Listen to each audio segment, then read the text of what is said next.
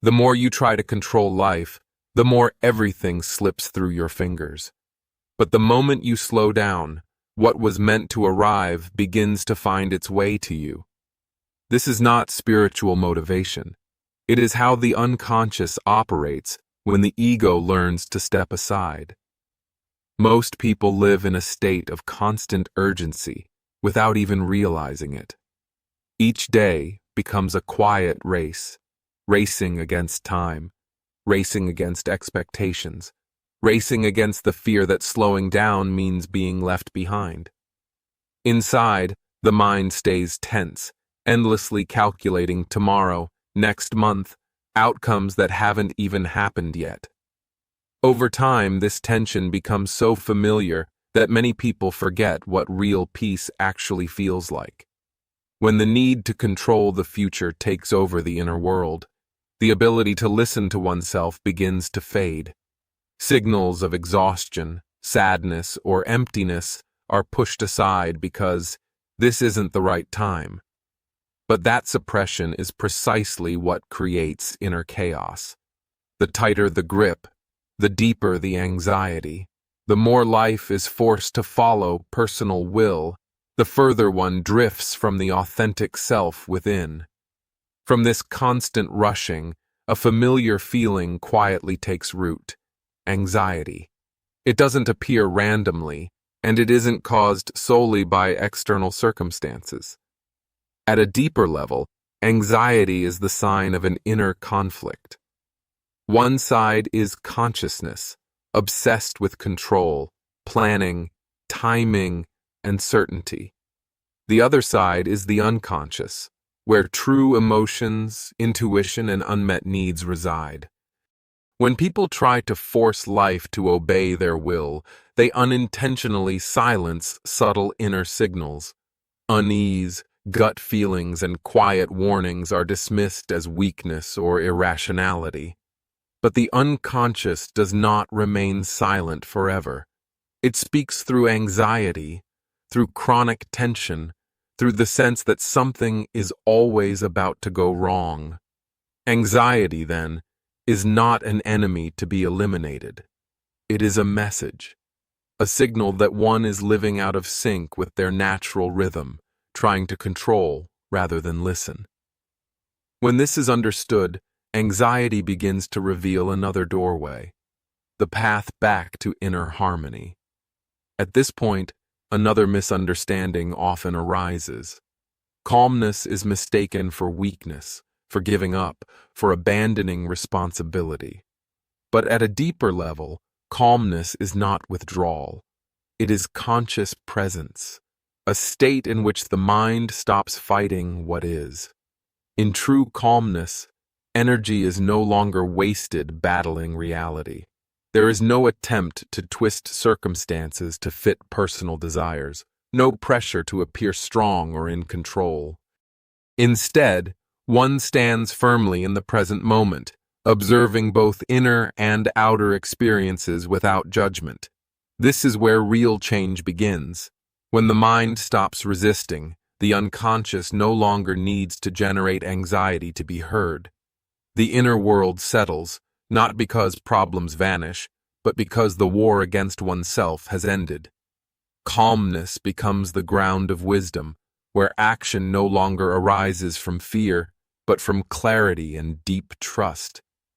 As this calm state becomes familiar, a deeper shift takes place, one many people don't immediately notice. The ego begins to soften, not because the person becomes weaker, but because they no longer need to strain to prove anything.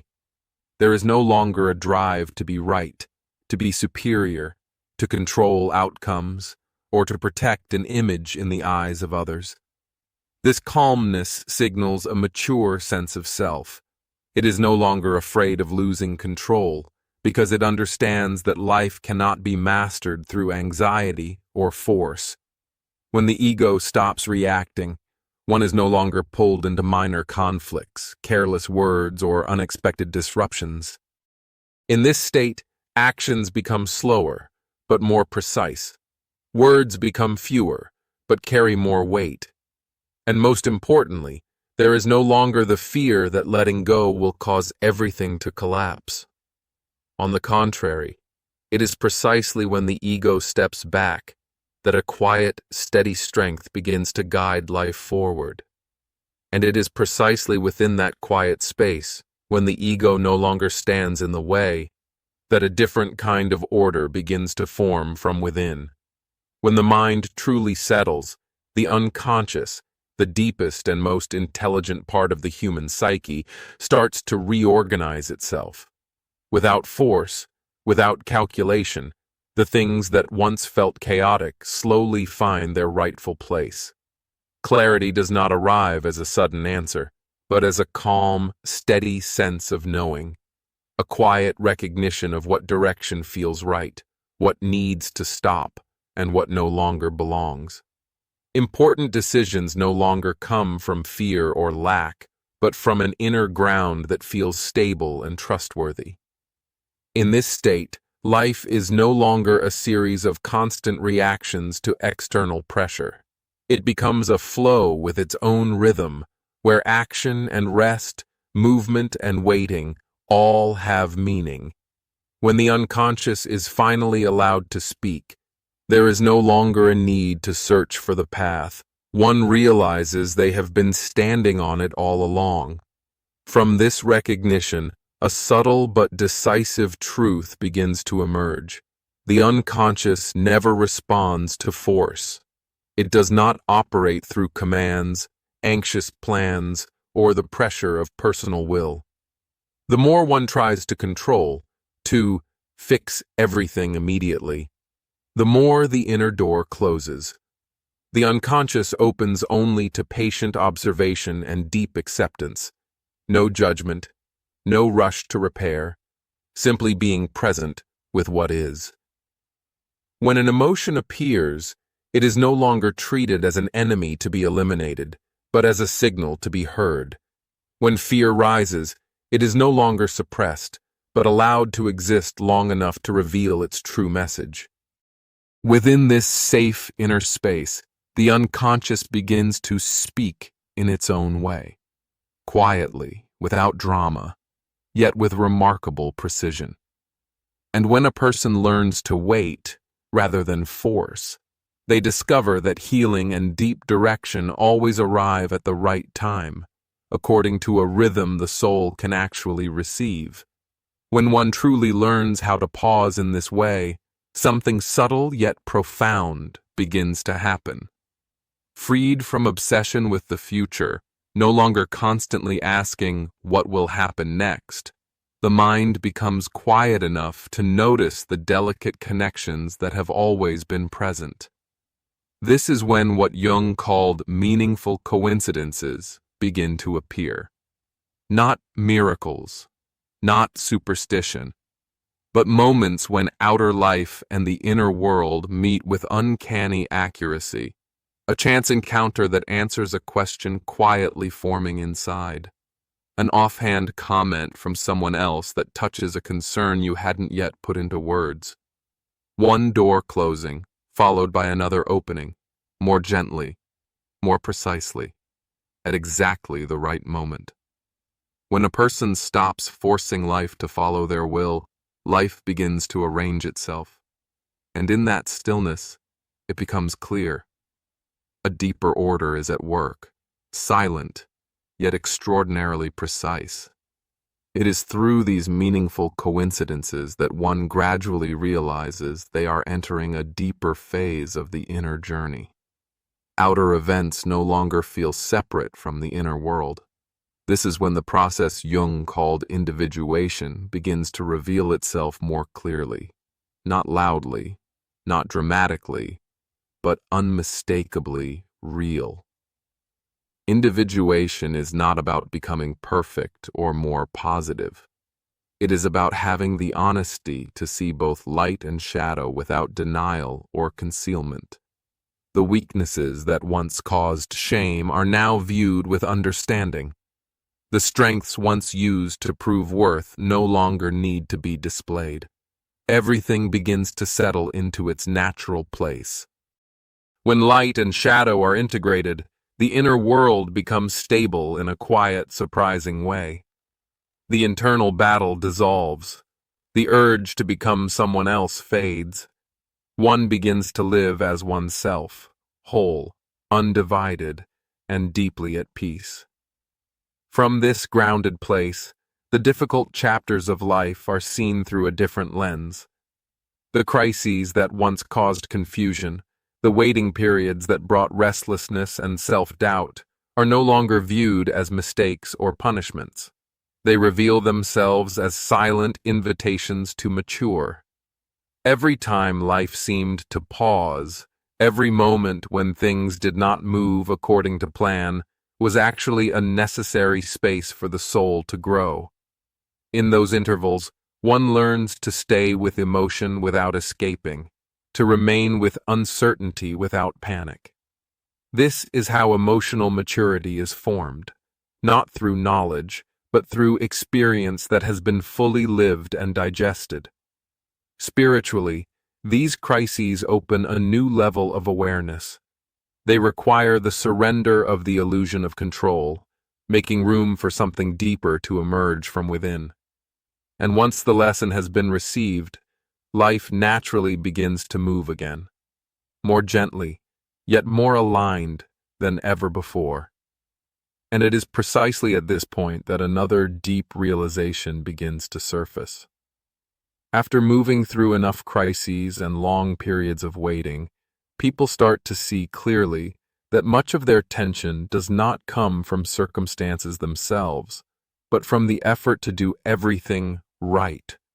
The right role, the right expectations, the right standards imposed by others, even the ideal images they once believed they had to become. That constant rigidity slowly drains the inner world, as if life itself were being forced into a space too narrow to breathe. But life does not operate through perfection. It operates through wholeness. Wholeness means allowing strength and vulnerability to exist together, allowing missteps, imperfect decisions, emotions that are not neatly organized. The moment a person stops forcing themselves to be right, they begin to breathe again. And in that breath, a very quiet form of freedom appears. At that point, the inner world is no longer split between who one should be and who one is. Life becomes softer, more honest, and paradoxically, far more stable. From this softened state, something very natural begins to unfold. When a person allows themselves to be enough, not more, not stretched thin, trying to prove or compensate, the flow of life opens in a gentler way they could not see before. What was once forced begins to fall away. What truly belongs begins to stay. Not because life is finally under control, but because resistance has ended. The feeling of enough does not make a person passive. On the contrary, it creates a solid ground from which action no longer arises from fear. When there is no longer fear of lacking, of failing, of being late, decisions become clearer. There is no need to chase external milestones. Attention turns inward, towards subtle signals that were always present, but never heard. And within that permission, life responds. Quietly, without drama, yet with striking precision. As if life itself had been waiting for the moment one would finally loosen their grip, so it could begin to lead. At this stage, when a person stops pushing themselves to become something, a very different movement begins. Manifestation in life no longer emerges from tension, pressure, or the constant question of, when will it happen? It arises when the inner world is ready, when there is enough calm inside to receive what is coming. Just as water reflects the sky only when its surface is still, life reveals new directions only when the mind is no longer agitated by anxiety. This state of peace is not passivity or resignation. It is a deep trust in the rhythm of life itself. When a person stops pulling the future toward them, they begin to notice subtle signals. A meeting that happens at exactly the right time, an opportunity that arrives gently, a decision that becomes clear without inner struggle. This is the moment when consciousness and the unconscious move together, when there is no longer inner division. And from that harmony, what truly belongs finds its way into form, quietly, without force, as naturally as breathing. From this inner readiness, an even deeper insight unfolds. Peace is not the reward at the end of the journey. It is the key that unlocks the entire journey. When a person lives in tension, constant wanting, and self-pressure to achieve, they unknowingly close the door to what already belongs to them. When the inner world becomes calm, free from struggle with time or comparison with others, life begins to respond in a very different way. Peace, at this point, is not an escape from reality. It is the ability to stand firmly within reality without being swept away by it. From this place, choices become wiser. It becomes clear what is worth holding on to and what must be released. Opportunities no longer appear as tests, but as gentle invitations.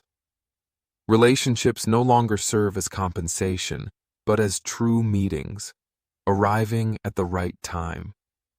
In the end, when a person stops chasing life, they begin to walk with it, and in that shared rhythm, what has always belonged to them finds its way back, not early, not late, but exactly on time.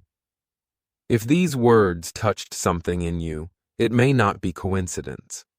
It may be a moment when you are ready to listen to yourself more deeply. Stay with us. Subscribe to the channel so that each time you return, there is a quiet space waiting, one that helps you understand yourself more deeply and live more lightly.